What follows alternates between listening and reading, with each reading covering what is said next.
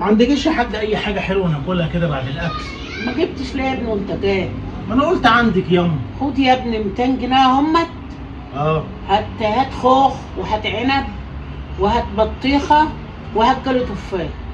ده ايه ده ياما بايدك ب 200 جنيه؟ 200 جنيه اه. كيلو تفاح وعنب وبطيخه وخوخ؟ مش انت اللي عايز تاكل فاكهه؟ اجيب لك مشمش بالمره ياما؟ اللي انت فاكهه الصيف بتبقى حلو. ياما 200 جنيه ده كيلو العنب ب 120 والله جنيه. كمل عليه. طب يعني اجيب لك اربع يعني ولا ايه؟ ده بقول لك كيلو العنب ب 120 جنيه، البطيخه عامله 150 جنيه و200 جنيه. ازاي انت مداني 200 جنيه وعايزه عنب وخوخ وبطيخه ما انا اجيب لك منين؟ ما هم دولت اللي معايا.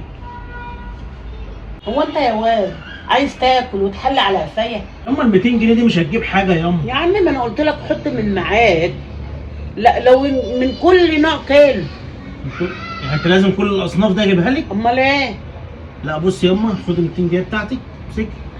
انا مش عايز حاجه حلوه، انا كده زي الفل. والله براحتك وفرت، بدل ما تقول لي خدي ياما الفلوس وانا هروح اجيب لك اللي انت عايزاه بتقول لي خدي وانا مش عايز فاكهه. ياما انت بالنظام اللي بتقول عليه دوت عايزه لك 700 جنيه فوق ال 200 جنيه عشان عايزه عنب وعايزه تفاح وعايزه الفاكهه دي.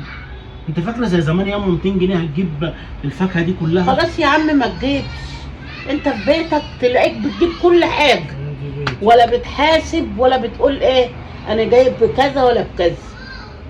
بسمع بس منك هنا الكلام بس.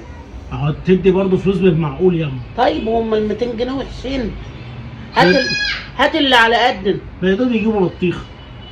بطيخه ب 200 جنيه؟ امال انت فاكراها ب 50 جنيه؟ هات ياما ال 200 جنيه دي هجيب لك كيلو عنب وكيلو خوخ، والله ما هتجيب اكتر من كده. بدل ما تقول هكمل لك ياما واجيب لك بتقول هاتي اجيب لك على قدهم. يا سيدي ما اناش عايزه منك حاجه، هات الفلوس دي يا ابني. انا ما اناش جايبه حاجه وانت هنا. يلا روح بقى هات الفاكهه اللي تعجبك في بيتك. انا هجيب لما انت تمشي هجيب الفاكهه اللي انا عايزاها والفاكهه اللي انا بحبها. انت يلا اجري مع السلامه. انت بتعقد الامور. باجي اديلك حاجه تقول تعقد الامور. ما انا مش عارف 200 جنيه اجيب لك منين؟ اللي اجيب لك كل اصناف الفاكهه دي ازاي يعني؟ يا عم لو في بيتك هتجيب. لو في بيتك هتجيب؟ امال ايه؟ امال مش هتجيب؟ هتجيب من نفسك من غير ما تقول لا 200 جنيه ولا 50. البطيخ ما بقاش ب 50 ولا العنب ب 20 يوم. حاجه غاليه. هي دي الفاكهه اللي انت جايبها لي؟